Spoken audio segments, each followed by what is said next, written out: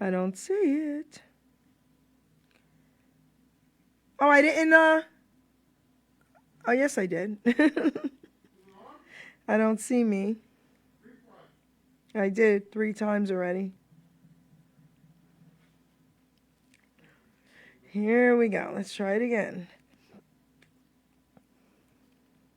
Nope.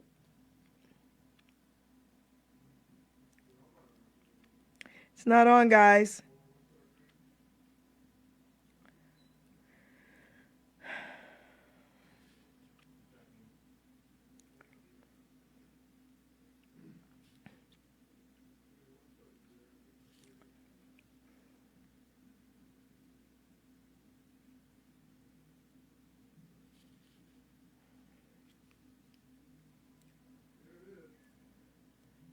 How come I don't get it?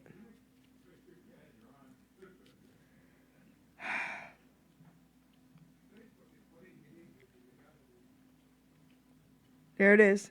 Got it? Yep. Got it.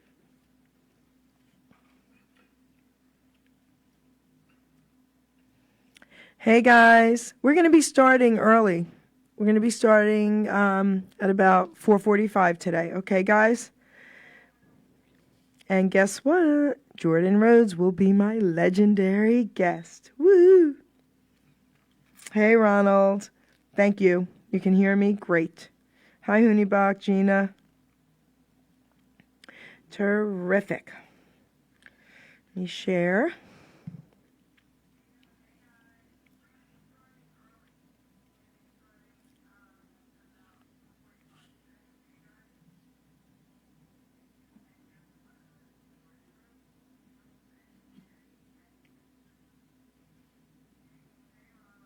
I can hear myself with you guys, Gino. Oh.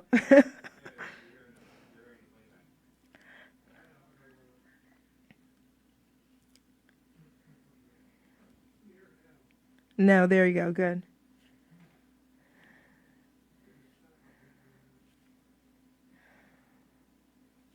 I'm just sharing this, guys. We'll be starting soon.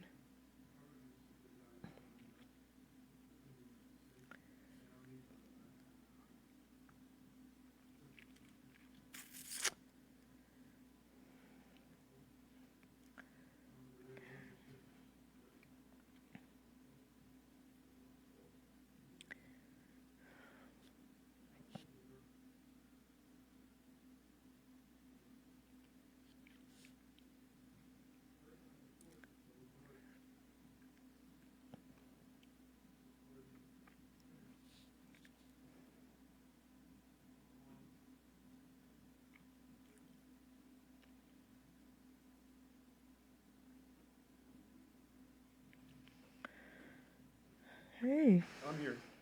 We gotta put it on. Okay.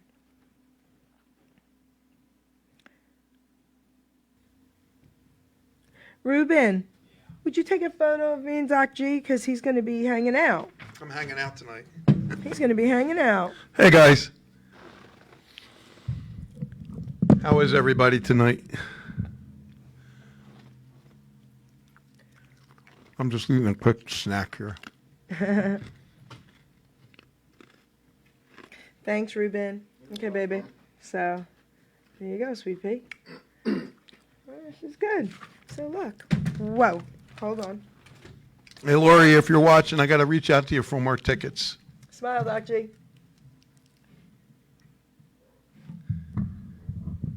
Dog's barking.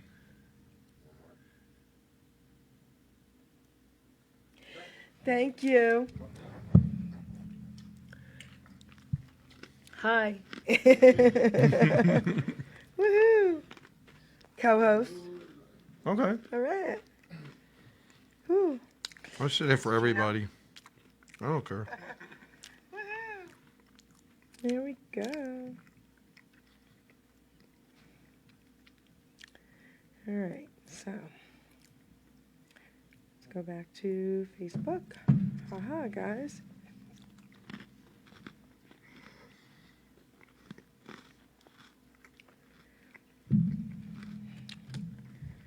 Okay, Jordan's going to be calling very soon, people.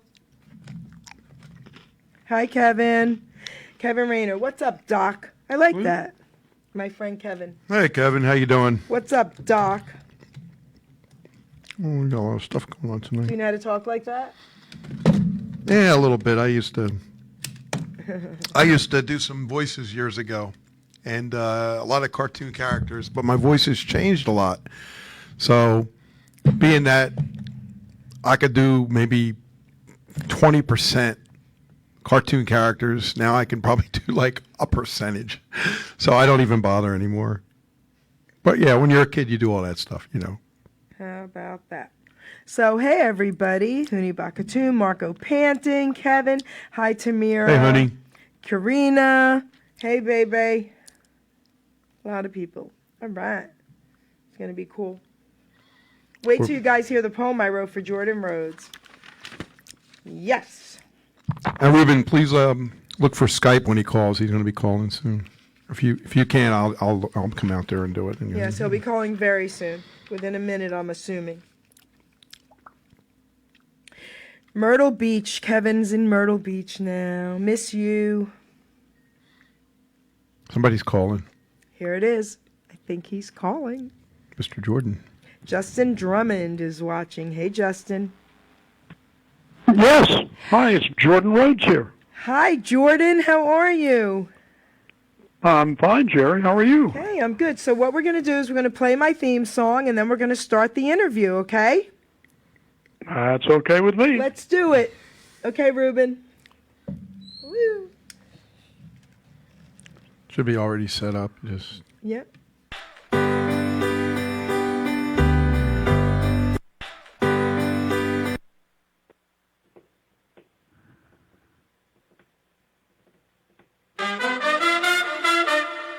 Ladies and gentlemen, Jerry Petito.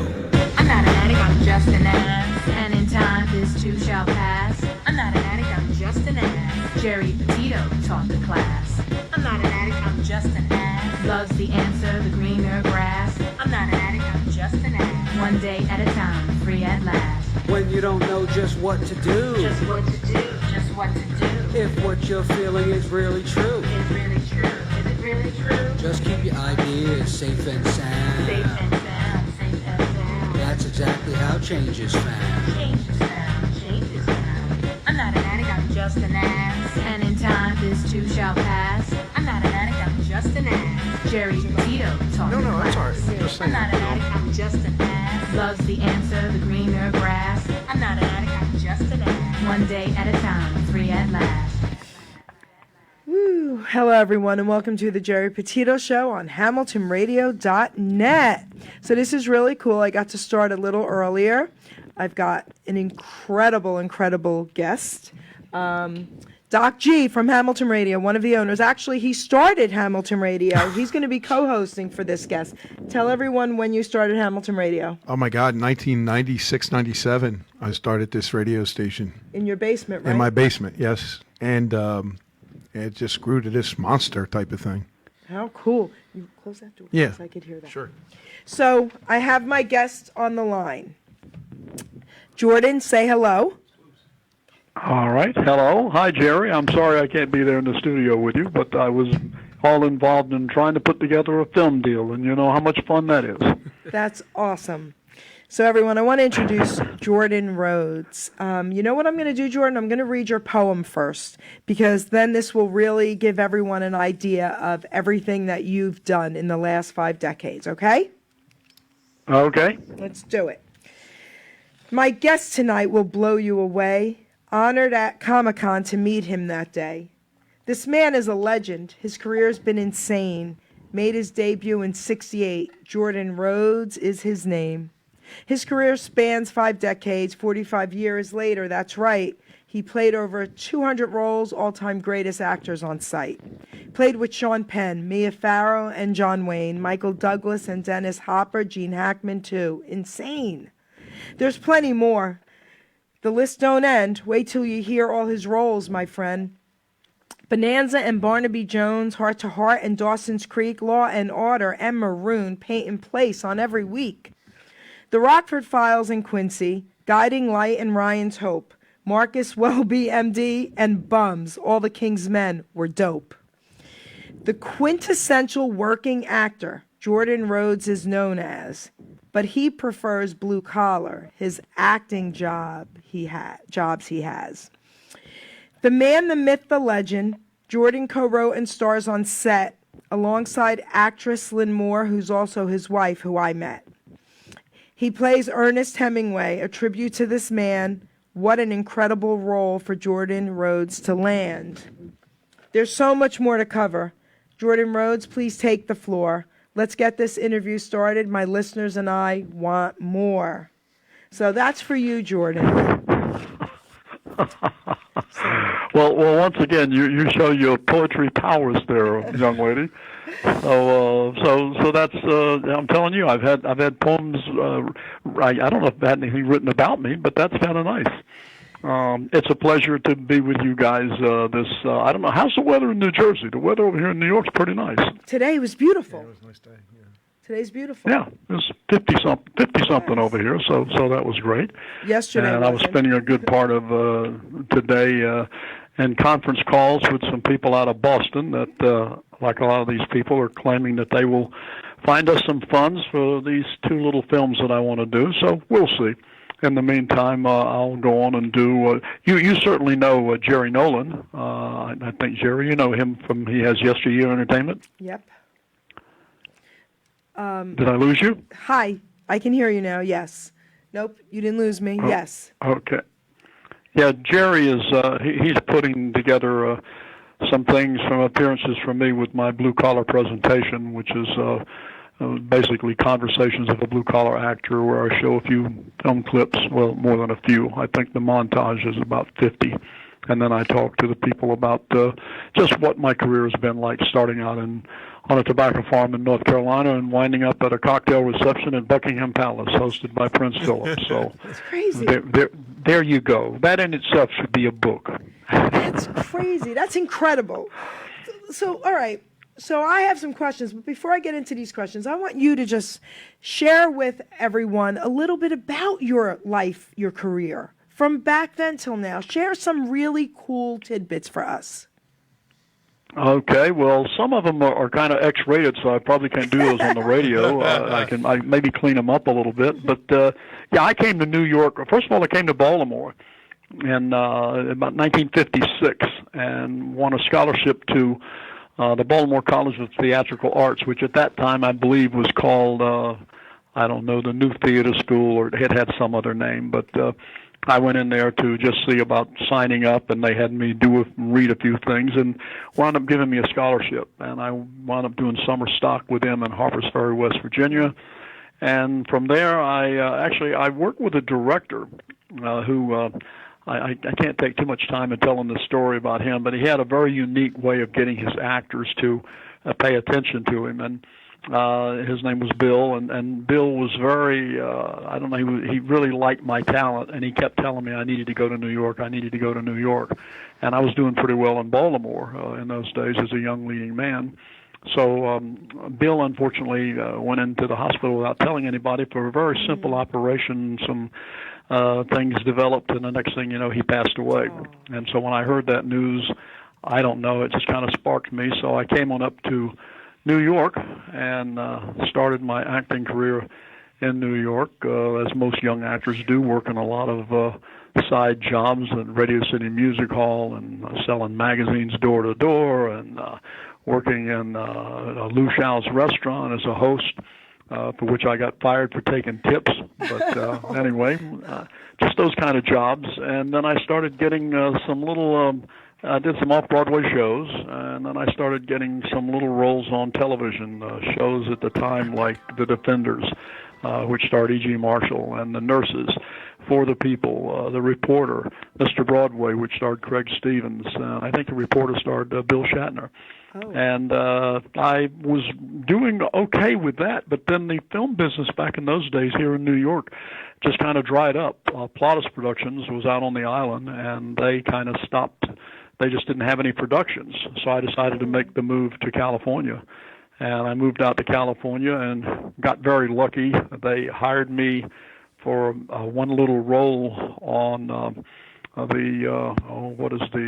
this old Peyton Place? They hired me for this little role on Peyton Place, and I did it in. I got out there. I think I got out there in like November, and I got hired on this little role on Peyton Place in December, and for some reason I impressed the director, who was Eva Maria Saint's husband, and they decided in February of the following year, I did that in January, that they were going to put a recurring role of an intern on the show. And the director went to bat for me and said, I work with a young actor out of New York from Lee Strasberg, the Actor Studio, blah, blah, blah, all that stuff. And so they brought me out, and they gave me the recurring role as the intern on Peyton Place. And that's where I got to work with people like Mia Farrow. And there's actually a film festival going on right now with, holy mackerel, her name has just escaped me, a wonderful actress that did the Detective Story. And they've got a film festival here in New York, and I actually worked with her on that show on Peyton Place. And that just from there, I just kind of kept banging around and started doing different television shows, and finally Sean Penn's father, Leo Penn, who had been quite a director in his own right here in New York, but he was a director out there. And for some reason, my agent at the time absolutely just chased him around. Leo told me he even chased him in the men's rooms, trying to get him to read me for something and to take a look at me. And so finally Leo did. He brought me in and read me for a role and liked me. And so against all odds with a lot of the players there that were under contract, the contract players, there was this role in a Marcus Welby. That was the first Marcus Welby show they ever did, which was based on a true story about this young guy, Bobby Hershey, who was a truck driver, and he had an accident, and of course it paralyzed him. And there was a young girl that had been a reporter, and she came down with spinal meningitis, and she wound up in this rehabilitation hospital and met Bobby Hershey. And, of course, she fell in love with Bobby Hershey, and he just realized that her educational background and everything was way above his pay grade. And so when he finished his rehabilitation there, he got out of the hospital and basically left her. And that young lady, by the way, went on to actually be quite a writer, and she got married and had kids and all that, even though, she too was paralyzed. But in that show, I got nominated for an award for that Marcus Welby, and knocking on wood, any that I can find around here. That just kind of started me working back in the very late 60s, and by 1974 or so, and through today, I'm just one of those actors that I haven't been out of work. I just kept going from one show to another, and continued to do theater too. I belonged to a group there called the Melrose Theater that had quite a few celebrities, if you want to say today. Actually, I prefer to call them really good actors. That were there. Tommy Lee Jones was in the group there at the Melrose Theater, and what's his name? Who won it? Richard Dreyfuss. Karen, I can't think of Karen's last name. She had a series. Richard Bull, who went on to do a Little House on the Prairie, and those of Don Eichner was there, and George Murdoch was there, Jennifer Rhodes was there, quite a few of actors that went on to do quite a bit. And so I did some plays there at the theater, but continued to do my film work. And in those days, you could get hired to go out and do guest artist stuff if you had any exposure on television, and that was kind of fun because you would go to these colleges or universities, and they would have the students would be rehearsing the play before you got there, and you would get there, and you'd have about 2 weeks. You'd be doing the lead role, and you'd have about 2 weeks to rehearse with the students, and then you would do the show for a week or two, and that was always, in those days, that was really a lot of fun. So Jordan, that's been kind of Jordan, wait, I want to kind just of it. And I had recurring roles on the streets of San Francisco, where I was a district attorney, Jerry Butler, and Jerry Billings. Got to get his name right. And then I went on to recur on a couple of other series. The one your listeners probably will certainly know, Matlock, with Andy Griffith. I did Lieutenant Harmon Andrews on the Matlock series for about 4 years. And once before, when you and I were talking, I told you during that time I was approached down there about doing my own radio talk show in Wilmington, North Carolina on WMFD. And I did it, and I loved it. I love your medium. And so I did that until they lost their tower, and the lady that had the lease on their tower kept telling them she wasn't going to renew it, and they didn't believe her. And of course she didn't renew it, and so they lost the tower, and that station had to go off the air while they were trying to get it back together. And they asked me if I would just switch over and do smooth jazz, which I enjoy listening to. But as you know, having an interactive radio talk show, when you go to doing smooth jazz, you're just paying the music and a couple of little tidbits. It really wasn't my thing. And then I had some other offers to do film, so I got out of radio and went back into my business. And that's when I developed a play, the Papa, the Man, the Myth, the Legend, and co-wrote that play with Ken Vos. Your listeners might remember a film he did called Grease Lightning with Richard Pryor.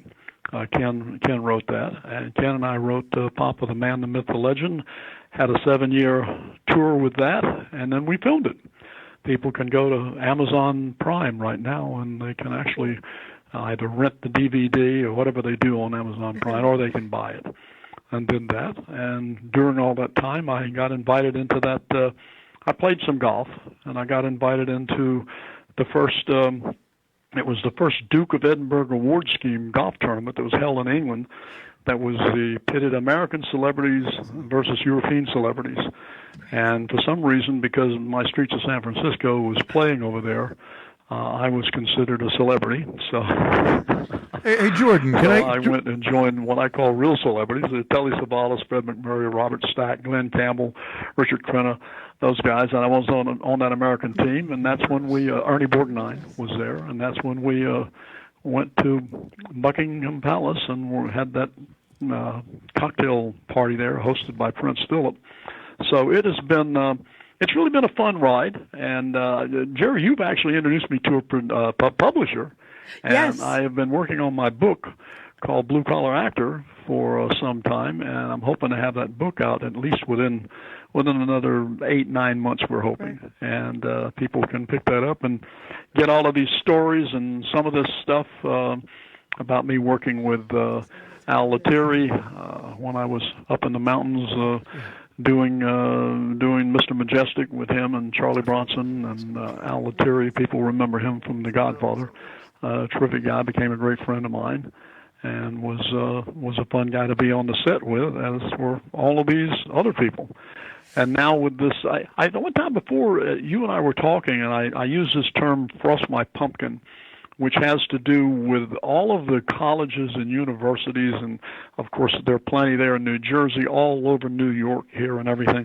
They have these students that come into their program, and the students, as your listeners may know, about 99% of the people that are drawn to this business are drawn to this business by the less than 2% of the business. In other words, 2% of the people, like Julia Roberts and, of course, Sean Penn and George, all of those names.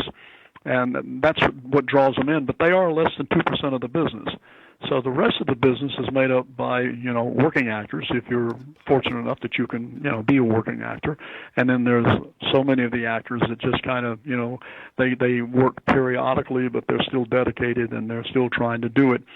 So when young students want to kind of pursue this for a career, they don't have any mentors or any advisors that have any of the real world experience out there in this business. And so I'm just always amazed that I can't get these colleges or universities or drama departments, to have me come in and do my blue collar presentation and then spend some time talking to the young people that are seniors or maybe juniors, and they are all thinking about maybe they'd like to go into this business, and give them the reality of what the business is and how dedicated you have to be in the business and how you have to really stick at it. And once when somebody asked me did I consider myself a motivational speaker, I said, well, I don't know, but my feeling is that if I come out and talk to you, here this guy who came from, let's say, a lesser than well-to-do, we'll be honest here and say a poor family, off a tobacco farm in North Carolina, and have come up through the ranks, so to speak, because I never had any connections. I didn't have a mother, father, sister, brother, aunt, uncle. Nobody was in the business. Okay. And when I was a young guy, in North Carolina, I mean, if you said to somebody down there that you think you wanted to be an actor, they would think you were crazy because nobody knew what an actor was. What is that?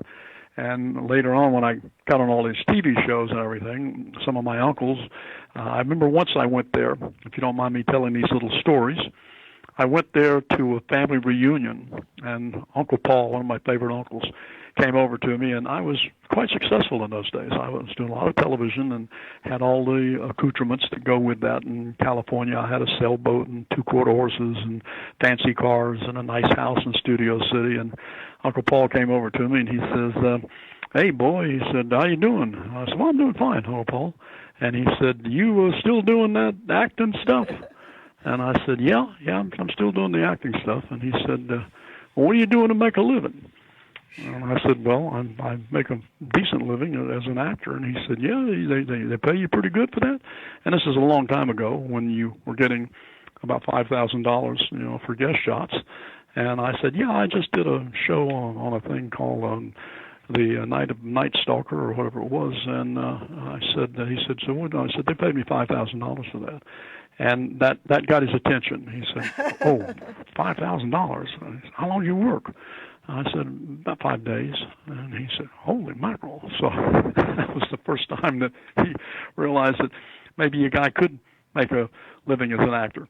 So it's been a fun run, but I'm just again, back to this thing, why the colleges and these drama schools and universities, I don't know if it's that the directors that run these programs there think that I want to come in and maybe take their job away. So I will let your listeners know I don't want their job. I have a job. I'm an actor, writer, and a director, so I don't want their job.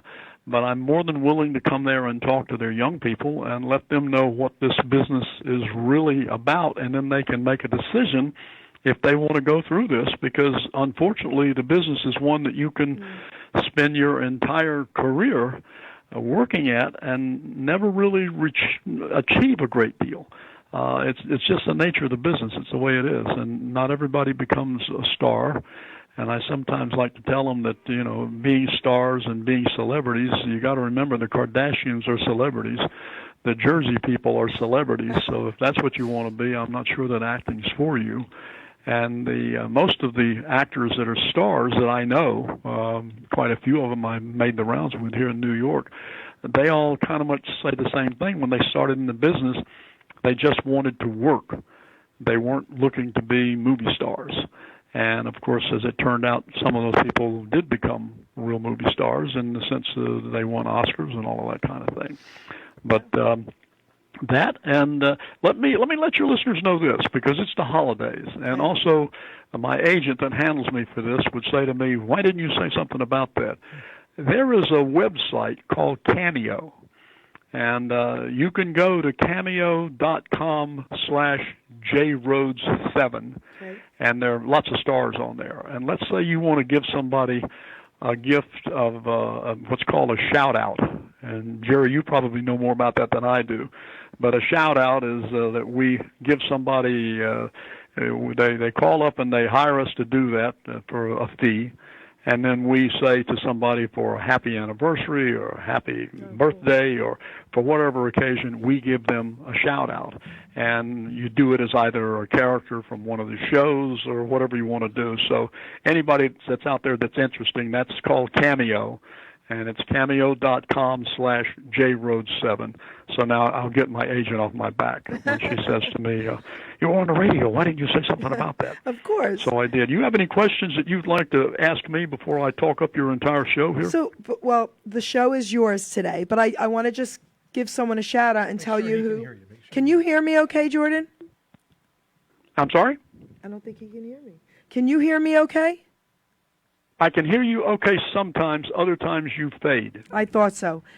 We're going to have Doc G try to fix this. Yes. I didn't think you could hear me Okay, so I want to give a shout out to you and to someone and let you know who's watching this show.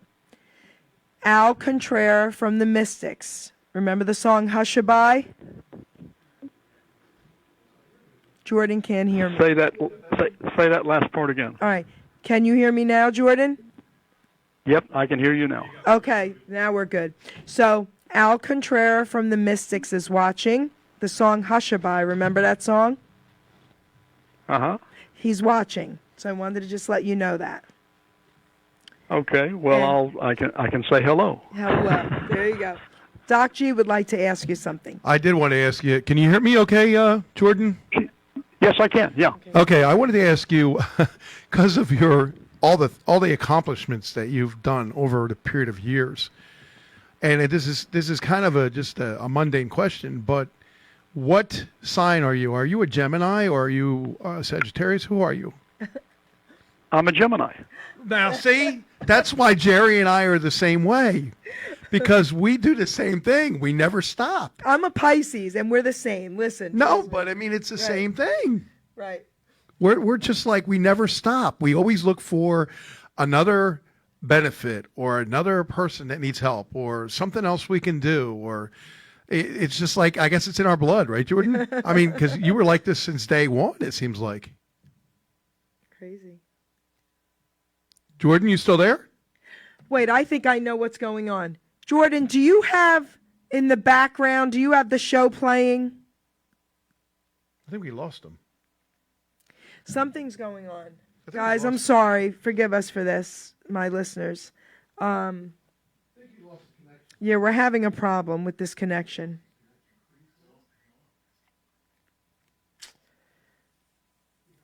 So, guys, we're waiting to get reconnected with Jordan.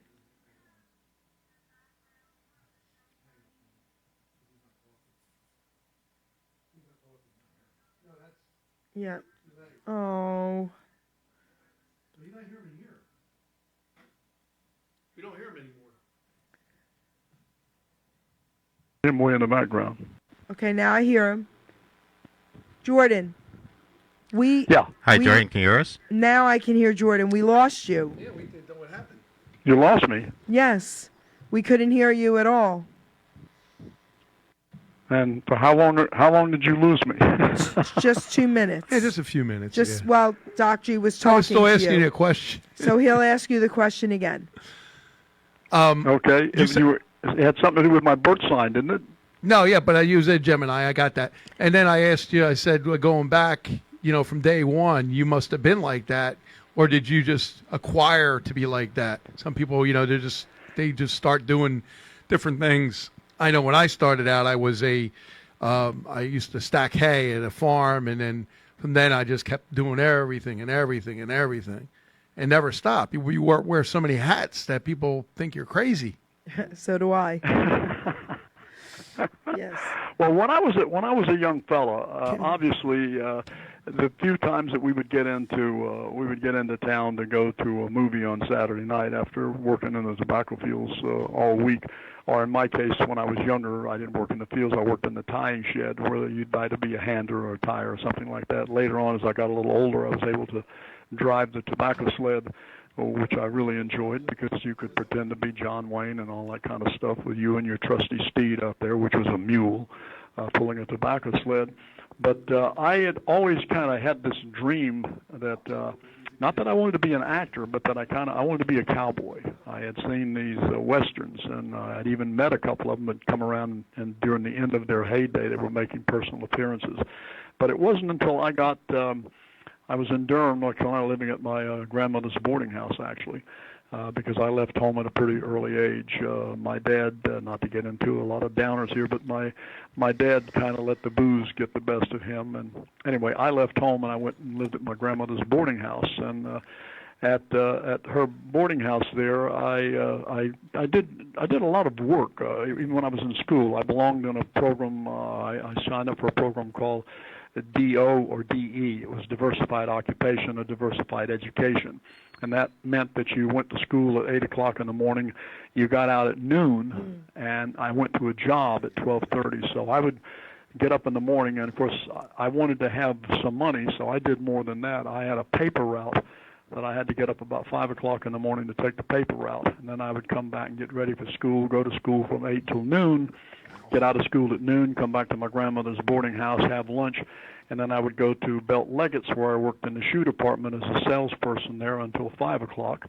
And then I would get off at 5 and go back to my grandmother's house, have some dinner, and then I'd go to the Carolina Theater at 6 o'clock and work as an usher from 6 to 10:30, and then go back home and do it all over again the next day. And in the process of doing that, I saw James Dean in East of Eden, and I really couldn't figure out what it was that he did, but I thought I would like to do that.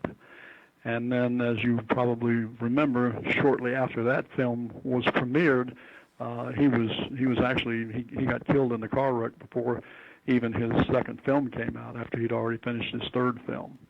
And for some reason, that motivated me to decide to go up to Baltimore, Maryland, and find my dad, who was living on Skid Row, to go up there and find him, and that's when I got involved in the theater. And from that point on, once I got involved in the theater, I just realized that it was what I really wanted to do. And I believe, I'll tell you guys something. Is everybody still being able to hear me? Yes, yes, we can hear you. We hear you better now. We can hear you better now. Okay, Yeah. I really believe the first bug that bit me was in the 7th grade when a guy came around to the schools, and he had a play, and it was an operetta. It was called Tom Sawyer Operetta. And he came to the 7th grade, where I was there. It's Hope Valley High is the name of the school, right out on the outskirts of Durham, North Carolina. And he came, and the teacher, Mrs. Valentine, she said that she really wanted her class to do this play.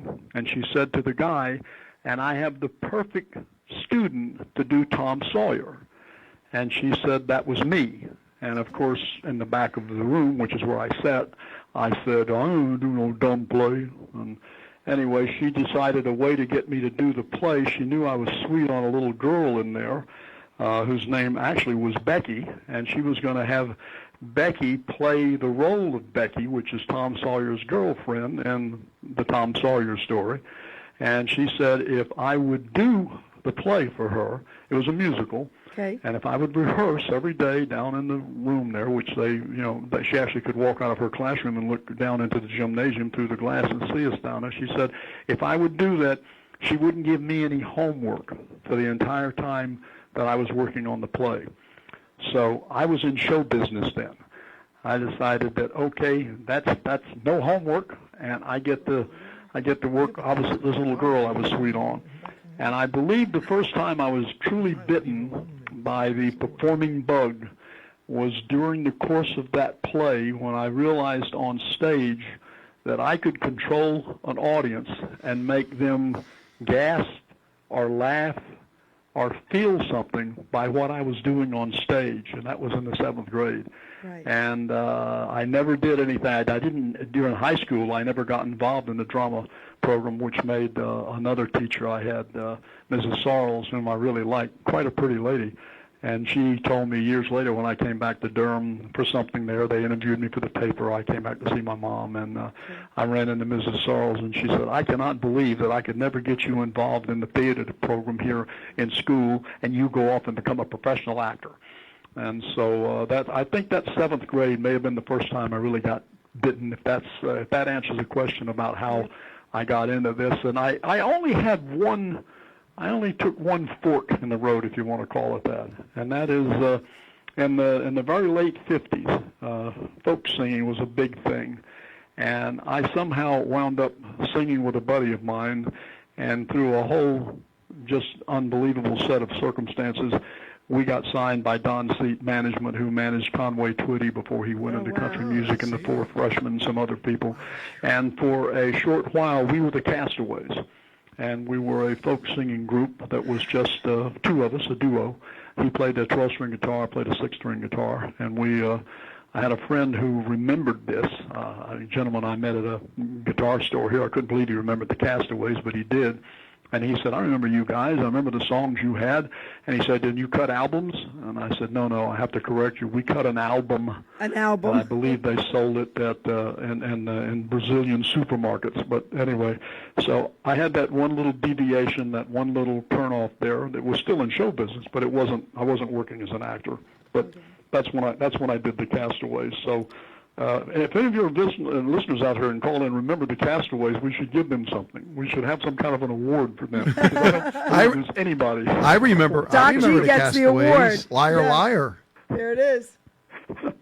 Oh, come on, the When Castaways. I went into Sam Ash because I was actually trading in one of my guitars. I just kept one guitar, and that's when I met Dave down there, and he's the guitar guy, and he restrings them and makes sure they're all good. And I got to talking to him, and he said something about my guitar, and I said, yeah, when I used to have a folk singing act, called the Castaways, and he said to me, the Castaways? He said, I remember the Castaways. And I said, oh, come on, man, you don't know. He said, yeah, and then he started naming some of our songs. Liar, Liar. 900 Miles. Uh-huh. I'm sorry? Liar, Liar. Yeah. We can't. You cut out me there again. I know. He said, liar, liar. Can you hear us? Oh, yeah, I said liar, liar. And anyway, he said he wanted a picture, and Jerry, I sent you one. In fact, I think I sent you two of those pictures for the Castaways. Yes. Of me and Michael Evelyn. And anyway, I found the picture because I've saved a bunch of those pictures that I want to have put in my book when I finish my book. And I took it down there to him, and I cannot believe it. He put it right up on the thing next to Kiss. That's great. So when people come in his guitar place there, they look there and they see the Castaways right next to Kiss, and of course there's a bunch of real music stars there, and I got a big kick out of that. As I still today, when I go and do these conventions, I think I mentioned earlier that Jerry Nolan now is my promoter and booking manager in these conventions, which is where it's where you and I met. That's right. And I still get a really I don't think I'll ever get over it. The first time I ever did one, which was a little over 3 years ago, and had these fans come up and remember shows that I was on that I had even forgotten. And they come up and they start, and they can tell you the show, and they say, this is what happened, and all of that stuff. And I'm very appreciative of that. And I don't believe I have ever, nor would I ever be rude to any of those people. I know some, I guess as the bigger you get, I don't know, I don't think it would happen to me, but I've always been appreciative that people would come up and even very thankful that they remember me and come up and say things like, and of course, during my career and traveling around, I've always had people do things like on airplanes and be looking at me, and finally say something about, you're an actor, right? And I had a guy do that once to me, and I said, yeah, and he turned to his wife and said, I told you that guy was an actor. I knew that. I've seen that guy. So I became that guy. That guy. That's great. Jordan. But, I love what I do, and I've been lucky to work with some. The thrill that I got out of working with John Wayne. Okay, wait, Jordan, wait. That's who I was going to ask you about. Okay, so listen, we want to know, even Doc G, we want to know all about you working with John Wayne, baby. Oh, the dude. man. Okay, all right. Well, here the first story about John Wayne before I ever worked with him is I was working as a page in the Four Seasons here in New York, a struggling actor, and he came into a big party there, and he of course was one of the guests along with other actors too, but John Wayne was just in real life was just like he is on the screen. First of all, he's a very big man. He was a legitimate 6 foot 6 inches tall, and he was just as big in person as he was on the screen. And I was working there as a page, and they had positioned me that particular night to be down on the entry level when you came in. When you come down the stairs, these not revolving, but this little staircase that came down. And as John Wayne was leaving the party, he was coming down the steps, I turned to my buddy who was working inside the hat check room there, And I looked up and I told him, I said, get John Wayne's hat. It's right up there. And he said, how do you know that's his hat? And I said, look at it, man. It's the only one that's a big brim hat. Everybody's little brim. He's a big brim. So he had his hat laying down there, and John Wayne comes walking up to the counter, and it's radio, so I can't, but I can do his walk. And he comes walking up, and his hat was sitting there waiting for him. So he looked at my buddy behind the thing, and he looked over at me, and he said, you remembered my hat, huh? And we said, yes, sir, you know. And then he reached in his pocket, and believe me, this is true. He reached in his pocket, he took out a $5 bill, he threw it down, picked his hat up, set his hat on his head, and looked at the two of us and said, buy yourself a cigar. And that's what he said, a cigar. He didn't say a cigar. He said, buy yourself a cigar. And then he turned around and he did his John Wayne walk out the door. Okay, segue years later now. I'm in California, and I'm working, and I'm doing really well, and my agent calls me up, and he says, Jordan, he said, look, he said, I just got a call for you. He said, I don't know if you want to do this or not. He said, it's a television thing over here, and it's called John Wayne's America or something. I said, wait a minute, John Wayne? And he said, yeah. And he said, but it's just one day, and he said, everybody's doing these one day kind of bit thing. I said, whoa. You telling me I get to work with John Wayne? And he said, yeah. And I said, I want to do it. He said, well, let me tell you how much it is. I said, I don't care how much it is. He said, what they're paying. I said, I don't care. I said, right. To work with John Wayne, right. Even if they didn't pay me. He said, well, they're going to pay you. Yeah. So I got the job on, I think it's called John Wayne's America or something. People can get it on YouTube these days. And I play the guy from Mississippi. I'm not quite sure. Okay. But I remember, so I'm on the set, and John Wayne, of course, he told me to call him Duke, but I still feel weird about that. But he was over talking he had about 3 or 4 of his buddies there, and he was actually patting his girth and talking about what his weight was down to. He was down to about 255 pounds or something. Okay. But he's a big man. Yes. And so I walked over to him, and when he was all finished with him, I said, Mr. Wayne, I said, hi. I said, Jordan Rhodes. And he said, you're working on the show, aren't you? And I said, yes, sir. He said, call me Duke. And I said, okay. I said, the first time I ever saw you, didn't really meet you, I said, I was working at a hat check room at the Four Seasons when you came there for this party. And he goes, the Four Seasons? Oh, yeah, I remember that. And I said, yeah, I was doing the thing. And he said, yeah. He said, that was a lot of fun.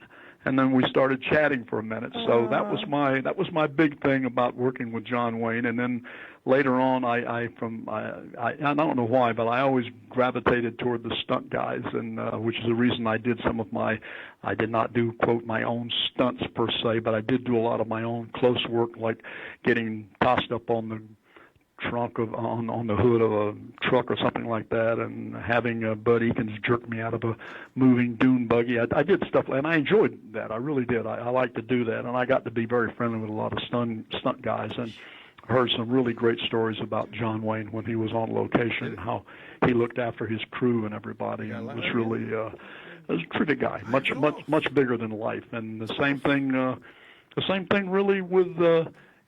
I was not in awe of him, not really. I mean, I was very, very thrilled. I mean, just thrilled to death that I was working with him. But I guess I'm going to have to rephrase that. I guess I was somewhat in awe of him. Yeah. It's only been like 2 stars that I've ever worked with that happened. One was John Wayne. The other was Gregory Peck. When I did Maroon with Gregory Peck, I had one of my scenes in Maroon is that I had some lines with him. And I remember at the time, I was just petrified that I was going to blow these lines, and it was a huge setup. John Sturgis was directing. It was a huge camera move, and we came down, and the way the camera went around and all this thing, and we were at the end of that scene when he looks over at me and asks me a question, and I think my answer was the glycol radiators are normal. Or something like that. And I remember at the time just thinking, oh, man, don't blow this line. This is a big thing. But it was Gregory Peck. And I was impressed by him because he was the only star in those days that I ever knew that had his own hair guy that used to come to him before these shots. And you know how Gregory Peck always had that little flip to his Yep. hair in the front that kind of flipped over? Yep. He had a guy that actually would come and do that, and I was really impressed with that. I thought, man, you are really big in this business when you can have a guy that comes over and flips your hair, that gets your hair to have that certain little look with it.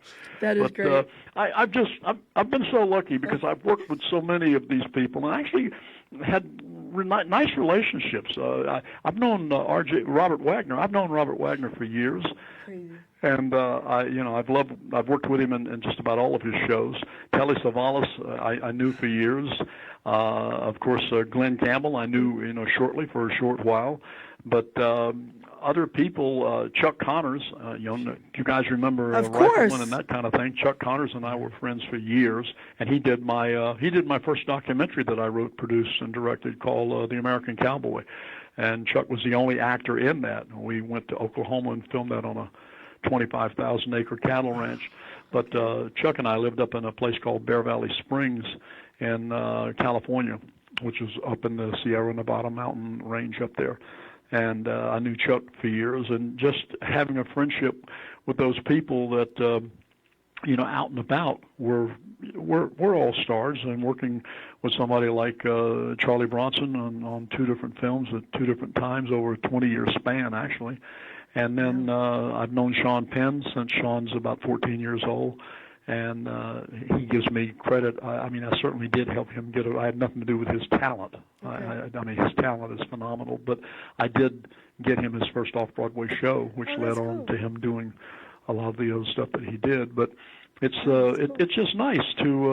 In fact, the other day, I looked here. I haven't called him back yet. I got Robert Wagner called me on I saw my caller ID that he had called. He didn't leave a message, but I have to now call him back, and because I'm talking to him about he's going to do one of these films for me if I can ever get the financing. But it's just been fun. It's been when you years and years ago I met George Burns, and I was really taken with him because he made a point of saying to all of us young people, he said, try to fall in love with your work, because most of us are going to have to work for a living, and if you fall in love with your work, it'll just be so much easier. And he was absolutely right, because if you, just like you guys, if you love what you do, it doesn't make going to work seem like you're going to work. It's what you do. Right. So I have to tell you something. We have someone that was trying to call in. We're not taking calls, sweetheart. I'm sorry. That's his daughter. It's your daughter. Cheyenne wants my to say goodness, hello to Cheyenne. you. Cheyenne, we can't take a call. We're having some technical difficulties, sweetheart, and that's why we can't take any calls with your dad right now. But say hello to your daughter. Well, let me at least say hello to my. Yes, say hello. I do it on air. I can say hello to my daughter, Yes. Cheyenne Rhodes, and of course my 2 grandsons, Chayton and Declan, 5 and 10, 5 and 11. Oh boy, I might get in trouble with Chayton on that one. I hope I didn't get his age wrong. Great kids. I'm so proud of my daughter. I cannot tell you. My daughter works for the American School for the Deaf in Hartford, wow. Connecticut, and she probably won't like me saying this, but she's pretty big there.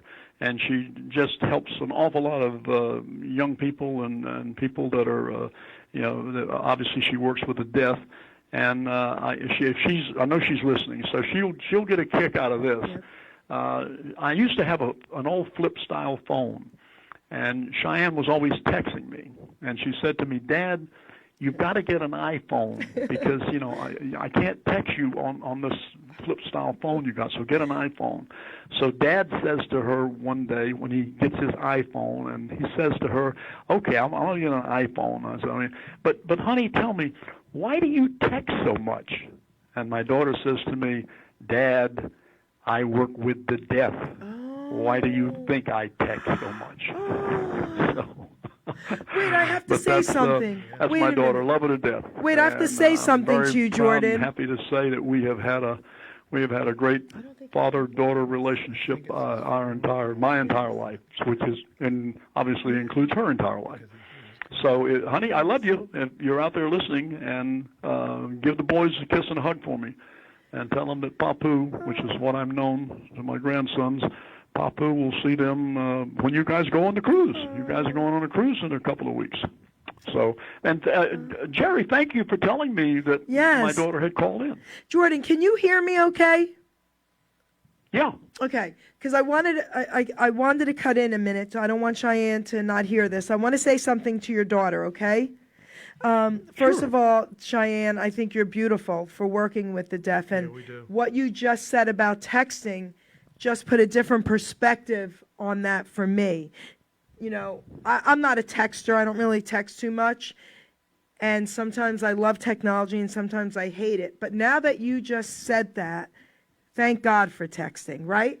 Because look at the outlet we have Sign now. language is the other thing. Yes. It's not communication. So it's beautiful. You're a beautiful person. God bless you, Cheyenne. God bless you is right, Cheyenne. And I love your dad. I love your dad. Jordan, you have some other entertainers watching. Pablo Reyes, I'm giving him a shout out. Hey, He's Pablo. an incredible singer. You have some other entertainers here also.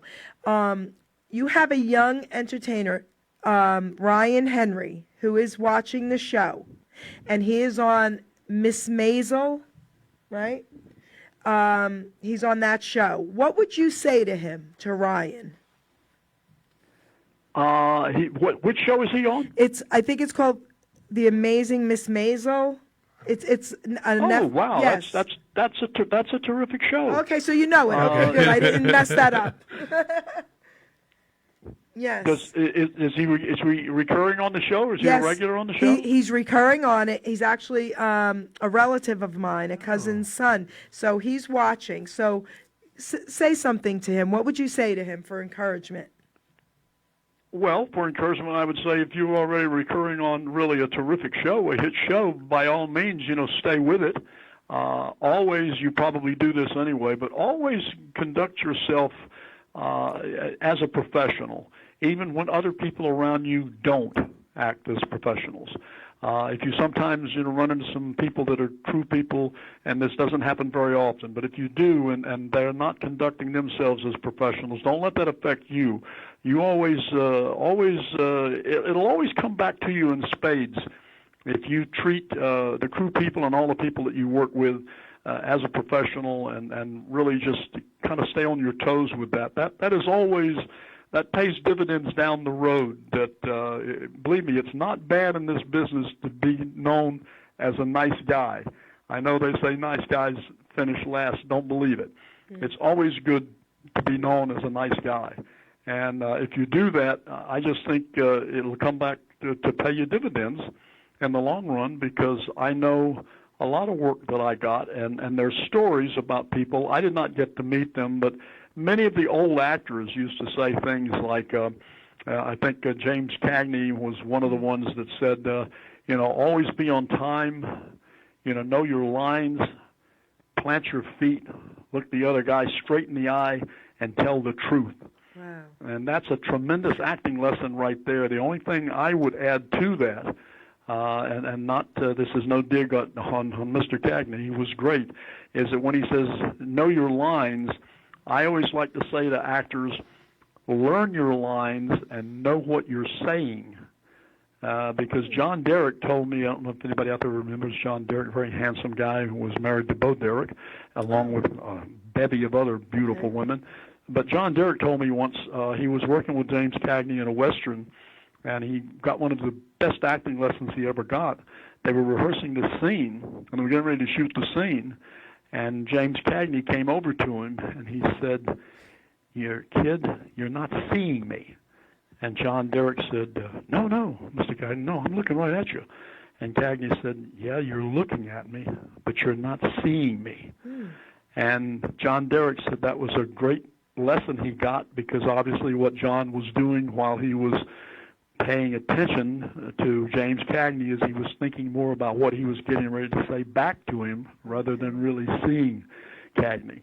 So those are the only tidbits I could give you. And hey, what can I tell you anyway? You're recurring on a great show, and I'm not recurring on a show these days. So, you're 2 rungs up above me already. And I would just say congratulations to you. That's great, and that is a terrific show. And I know that show is just full of professionals, and that's great. So that's about the best thing that I could tell him. And don't get discouraged if when you finish this recurring on this, if you don't get into something else right away, just go out there and and make yourself, and don't be afraid to ask people about work. I know early in my career I was very hesitant to approach a producer or a director at a party or something, and one producer came up to me one time after seeing me at a party and said to me, I ran into this thing over here. He said, I got a question for you, Jordan. And I said, what's that? And he said, why didn't you came? He said, you didn't ask me for any work or anything at that party. And I said, well, I didn't. He said, you're an actor. That's what you're supposed to do. I'm a producer. I can give you work. And he did. He wound up putting me in Mr. Majestic. But don't ever hesitate. As long as you do it in a courteous and a nice way, it'll always be remembered. If you're nice to people, it will always be remembered. If you're really crappy to people, it will be more than remembered. So that's the best advice I can give somebody. Particularly, I almost feel I have a lot of humility here when I'm trying to give somebody who has a recurring role on a series advice about what they should be doing in the business. Okay. But if you love it, stick with it. Jordan, just try to get that next job. Jordan, I wanted to ask you. You said you were in Mr. Majestic. What part did you play in that? Do you remember? Oh, sure. I played Hal Ritchie. I was the sheriff's deputy that hounded him. Not hounded him. I followed him all through the film, and just the whole wherever Charlie was, that's where Hal Ritchie was. And I was also the one that arrested him in the very beginning when he had beaten up not beaten he had whipped Paul Coslow's character. And I went out to the watermelon place where he was, the watermelon farm, and I arrested him. And that was my first encounter with Mr. Bronson. But I'll tell you, even in those days when Charlie was not the most congenial of people to know, he was an absolute professional, and he was great to work with. Really knew what he was doing, and a lot of people didn't realize how hard he had it coming up. And then, of course, later in his life, he had so much tragedy with his wife, Jill, dying of cancer. And then what a lot of the public doesn't know is that one of his sons did an overdose on drugs. And the other one that really, really hurt Charlie is Charlie had a big farm in Connecticut, and he wanted his son to come up there and live with him. And his son came up there, but he wouldn't really live in the house with him. He wanted to get a trailer, and he put the trailer on the outskirts of the property right next to the fence. And then, unfortunately, for what reasons I certainly don't know, he wound up committing suicide. He shot himself with a shotgun. Wow. And those things, that's what had happened to Charlie before I did The Indian Runner with Charlie. And I don't mind. I'm kind of proud of this story because when Charlie was coming on the set, I'd gotten a phone call from Sean and also from Tom Mount, the producer, and they said, you've worked with Charlie before. They said, is there anything you can tell us about him that might help us, make things go smooth? And I said, Charlie's an ultimate professional, and he'll do that. I said, I can tell you right now, when he goes to do wardrobe, Charlie's funny. He doesn't like to try on outfits. He likes to try on all the pants, and he likes to try on. They said, yeah, we've already found out about that. So when I knew he was coming in, I decided I would welcome him to the show. So I wrote him a note, because we both stayed in the same hotel. I wrote him a note, and I left it down at the front desk for him.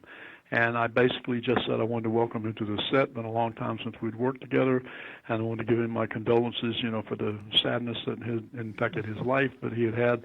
And that was there. I don't remember it verbatim, and anyway, I signed it. And it was just, I had no idea how it was going to go, because I figured it could go one of two ways, actually one of three ways. That Charlie could read it and say, oh, okay, that's nice, and leave it alone. Or he could read it and he'd come in my face and say, what are you doing getting in my personal business?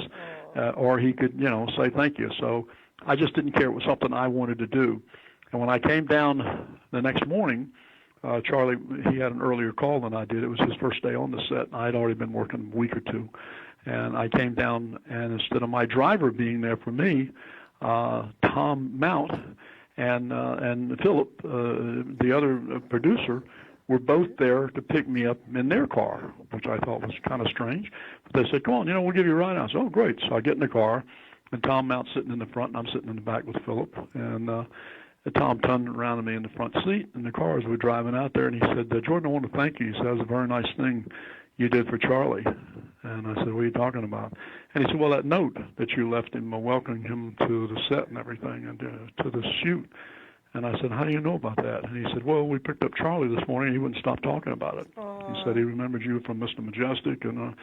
And so, I certainly made me feel fine. And then when I got out to the set, as I went to walk around by one of the trailers, he was coming out of his trailer, and he said, hi, Jordan. And I said, hi, Charlie. Came up, we shook hands, and we really had a real nice, really had a nice relationship by the time he was on the film there playing David Morris's father, who in the film kills himself. And I know when I was in Wilmington, North Carolina, and he passed away, a reporter called me up and said they knew that I had worked with him. Would I be interested, or would I consider doing an interview about him and about working with him? And I was happy to do it because a lot of people had really, kind of ragged on him over the years about how he was. But I was happy to do the interview and tell them what, how he was to me, and that's how I judge anybody, is how they treat me. And he was great. And I enjoyed working with him because, as I said, he really was professional. He really knew his stuff. And there's another tidbit about Charlie Bronson that most of the public certainly does not know. Charlie Bronson was the first actor to be paid $1 million per film. What? Plus a percentage of the gross, not the net, of the gross. And the reason for that is because producers knew that regardless of what his films would do in America, his international prowess was just absolutely unbelievable. All of these foreign countries he went into, because Charlie was Polish, because his real last name was Brzezinski, but these countries just adopted him. The Germans insisted he was German. The Spanish insisted he was Spanish. Mexicans said he was Mexican. Just all of these, the Nordic companies say he was Nordic. Everybody thought that he was, whatever their particular country was, and his films just did tremendous business in those countries. And that's why he was the first actor to do that. I know later on, of course, Elizabeth Taylor got $1 million for Cleopatra, but I mean, Charlie, back in the days when that was a lot of money. I mean, today, turn around today and you read about Robert Downey, who's a terrific actor, Robert Downey Jr., but getting $50 million for Iron Man is like, I mean, but back in those days, $1 million for a film plus that percentage of the gross was really something, and the reason that Charlie was able, really to do so well. And of course, I was a big, as a fan, I was a big fan of his. I loved his films. Crazy. Want to ask him about Charles Bronson? No, we just did. Jimmy Stewart. Oh, Jimmy Stewart. We're big fans of Jimmy Stewart because it's coming up Christmas time. It's a Wonderful Life is getting ready to come on TV, and Jimmy Stewart was just a fantastic actor. I gotta tell you, I never met Jimmy. I mean, I did meet Jimmy, but I never worked with him. That's a good Jimmy Stewart. But I met him once. Yeah, that's great. I met him once on. I was actually writing for Hollywood Squares, and I met him on. He was doing somebody's television show there, and I was able to meet him, but I never got to work with him. I regret never working with him. I regret never working with Gary Cooper, and Cagney, those guys. I did work with John Wayne. And so I got him there. And, of course, I've worked with Sean Penn, both as an actor, and also I worked for him when he was a director. He directed The Indian Runner, which he also wrote. But Jimmy Stewart had a terrific reputation and was just a great guy. And I would also have to say this, that I never worked with him, but the times I met Rock Hudson was a consummate gentleman. I mean, he was quite a terrific guy. And I know once he, got AIDS and all that, there was a lot of funny jokes and things made about him. But he was the times he came down. He saw me in a couple of plays in Hollywood at the Melrose Theater, and he always came backstage, and he's a very nice guy. But Jordan, you said you wrote for the Hollywood Squares with you wrote for all the people with Yes. the jokes and stuff. How did that work? As a matter of fact, when I was out in California, I was doing okay. I hadn't really, I hadn't gotten that role on Welby yet, but I was doing all right. And Les Roberts, who was one of the head writers on Hollywood Squares, and also a producer, became one of the working producers. He and Quigley were the two main producers, of course, with the show. But I knew Les from New York when I had to work here, and I was with Les one day, and I said to him he said, "What have you been doing?" I said, "Well, I did a 12 o'clock high, and I'm doing this, and I said, I'm just trying to stay afloat as an actor." And he said, "Have you ever watched Hollywood Squares?" And I said, "No." And he said, "Do me a favor." He said, "Watch Hollywood Squares a couple of times and write me about 10 or 12 questions." And he said, write me 10 or 12 questions. He said, "I might be able to give you a job." So I went home and I watched Hollywood Squares, and I thought, okay, I can do this. So I wrote him about, 15 questions, I think, and went out, met with him, gave him the questions. He met with the other people that were writers and producers there with the show. They were all had these associate producers things. And he came back and he said, "Okay, so I'm going to hire you." He said, you got to write 25 questions a week to start out with. And he said, "We'll pay you $125. And he said, and we need a buy rate of about 15, 20%, whatever." He said, "and then we'll see if we want to, take it up from there." So I said, okay. So I would go down to the library. And he said something about coming into the office. And I said, "Les, do you mind if I don't come into the office? I just work, at home." And he said, "No, as long as you turn your questions in on Friday." And so I said, okay. So I would go down to the library in downtown L.A. on a Monday morning and go through a bunch of periodicals and things, and I'd write my questions. And I'm sorry, I said 25. It was 125. It was 125 questions to start with. And I'd write my 125 questions, and I'd be finished for the rest of the week to make rounds or do whatever. And on a Friday, I'd drive out to the San Fernando Valley, to the offices out there, and turn my questions in. And this is really braggadocio. But anyway, not at that time being a writer, of course, I've written since then, but not being a writer at that time, I had one of the longest records I worked for 14 weeks as a writer on the Hollywood Squares and became a writer for Paul Lynde, Cliff Arquette, and Wally Cox. And it was writing for Wally Cox was absolutely a joy, because you could write the most esoteric questions in the world that Wally Cox would know the answer to. He never, very seldom had to bluff, but if you ask him things like what won the Academy Award last year, he couldn't tell you. But if you ask him something about the sex habits of the Australian side crab or something, he would know the answer to that. And Wally was very helpful to me in learning how to do ADR and looping my films and stuff like that. But Paul Lynde, I got to write questions for him. And I wrote questions for his character. Cliff Arquette was his name, who actually was the grandfather of Patricia Arquette and Rosanna Arquette. Charlie Weaver was his character. Okay. Charlie Weaver was awesome. Of course, I got to know the host of that show, and even wound up in a convention a year ago. It'll be 2 years next September, but a year ago, last September, because he couldn't make it. I wound up sitting in for him with a gal who wrote the Paul Lynde book, which, by the way, I have an option on. I took an option on Paul Lynde's book. I'm trying to do a musical based on Paul Lynde's life, because Paul Lynde was one of the funniest men I've ever met in my life. Oh, yeah. He really was genuinely, a really funny guy.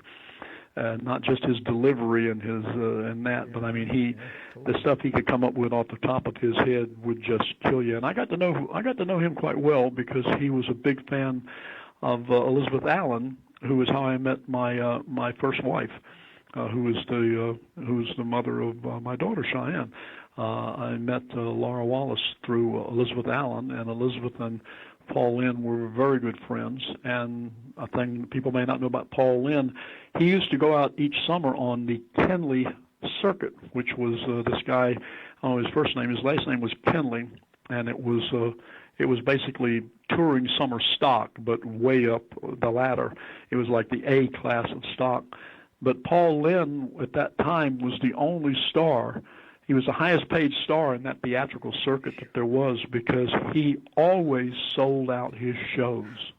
They were absolute sellouts. And my ex-wife, who unfortunately has passed away now, but Laura was in a thing called My Daughter's Rated X with both Elizabeth Allen and Paul Lynde. And I got to see Paul all the time over at Elizabeth's house when she'd have these get-togethers. I don't want to call them parties because they were always get-togethers, and there were a lot of terrific people there. And in those days, Paul loved it because he could really be himself, and he loved to wear caftans, and he just he was a terrific guy. And I don't want to do it on the show, but I wrote what was considered to be got one of the biggest reactions that he ever did about what does a young single guy, how does a young single guy prepare the meat when he's making a big meal for someone? And Paul Lynde's answer to that brought the house down, and so I was the guy that wrote that. I think I know the answer, but I'm not going to say it either. Jordan, your daughter Cheyenne just typed something in. I want to read it to you, okay? Sure. She said, "My dad has millions of wonderful tales. He's lived an extraordinary life. Doc G and I are over here giggling, Cheyenne, because we're listening to your dad talk and we're thinking, who doesn't he know and what hasn't he done? I mean, this man is incredible, unbelievable." But I want to just say this. We are coming to the close of the show, guys. Jordan, we have 10 more minutes. I want you to say whatever else thank you, you'd guys. like. Let me do that first. Okay. Thank you guys very much for having me on. It's been a real Our pleasure. Forget it. It's our pleasure. We thank you. And just Cheyenne, man, I love you. And your dad's incredible. But Jordan, tell everyone how they can, find you, get in touch with you, see what you're doing, and then you can tell us anything else you'd like to tell us to close the show. Okay. They can go to www.jordanrhodes.com. And they can see a little montage there. They'll get my email. They'll see how they can get in touch with me.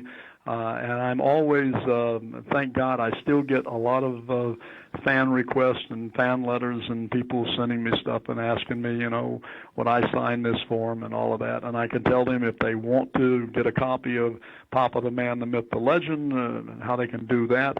I'm certainly going to, through you, Jerry, I will let you know in January or whatever what's going on with my book. Yes. Which I hope to get finished. Yes. Yes. But that's a great way for them to get in touch with me, and for anybody that wants a shout out for a loved one, a couple, parents, whatever. That cameo.com/JRhodes7. Go on there and just to hook up and put the request in, and we'll do a shout out for somebody's anniversary, birthday, Christmas, whatever. And again, thank you guys very much for having me on. It's been a blast. Jordan, one more question, because we're also an AM radio station, and we play a lot of oldies like Castaways. Could you do a ID directive for us for this is Hamilton Radio? Say this is Jordan Rhodes from the Castaways, and you're listening to Hamilton Radio. Could you do that favor for me, please? Yeah, sure. You mean get you one of the? I've still got. I think I've got one of the demos, but there's one of our big things was walking down this track. I got tears in my eyes. Oh, I remember that one trying to too. read a letter from my home. If this train runs me right, see my baby Saturday night. I'm 900 miles from my home. And that's I've got if you play that stuff through Jerry, I'll get you. Unfortunately, I don't have one of the albums. What I have are the first demos that we cut before we signed with Don Seat. Actually, that's what made Don Seat sign us, because we didn't know what a demo was when we first met him, and he asked us if we had a demo, and I said, "What's a demo?" And he told us what it was, so we went out and cut one. No, but Jordan, if I can station get idea. that to you, I would love to. I guess you can do that stuff. You can do through it. emails. You now, can can't you can do it right now No, right on here. now, So a what I station want you to say ID. is, this is Jordan Rhodes from the Castaways, and you're listening to Hamilton Radio. Anything else you want to put Right on there now, is he fine. just wants you to do a just say it, so station this way I ID can that play you it, can use. and I can play your music, and I'll Yes. play that with it for you. All right. Well, I will have to get that and figure out. No, how to no, introduce no, that Jordan, to my just do it. daughter No, and just Jordan. Figure out. Jordan, listen, he just wants you to say now live, hello, everyone, this is Jordan Rhodes from Castaways. You're listening to Hamilton Radio. Yeah, I don't need a studio. I can do it right Right. here, right now. If you just say that. Oh, sure. I can. You want me to say that right now? Yeah, that's it. Now, hi. This is Jordan Rhodes from the Castaways, coming to you from Hamilton Radio, and I've been talking with these people for the last hour. Awesome. Thank you, man. I appreciate it. Jordan, Thank you so much. I need to say thank you Listen, now. I appreciate it. Yes, I now need to say thank you, guys, before we're closing. So everybody out there, I want to thank all my listeners. I want to thank my viewers on Facebook. Share this video for me, please, guys. Make it Share viral. it Make it everywhere. viral, guys. Okay, make it go viral. Jordan Rhodes, okay? This man is a legend over 5 decades, okay? This man has worked with everyone, has met almost everyone. There's nothing this man hasn't done, okay? So you have just listened to Jordan Rhodes here today on the Jerry Petito Show on HamiltonRadio.net. Yes, you have. Thank you, Jordan. Okay. Thank you, so Jordan. guys, And thank you to Hamilton Radio. Thank you, my sir. Have a good night. Thank you. Bye. Thank you. Thank you, guys. Bye-bye. Thanks, everybody.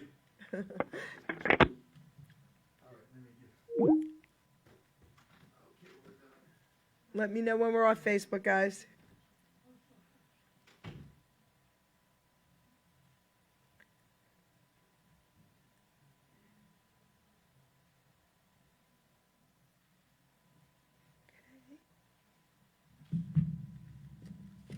We off Facebook?